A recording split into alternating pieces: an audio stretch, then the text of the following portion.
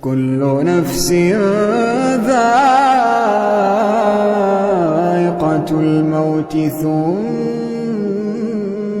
إلينا ترجعون والذين آمنوا وعملوا الصالحات لنبوئنهم من الجنة غرفا تجري من تحتها الأنهار خالدين فيها نعم أجر العاملين الذين صبروا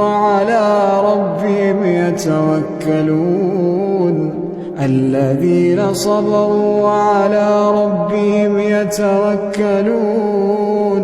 وكأين من دابة لا تحمل رزقها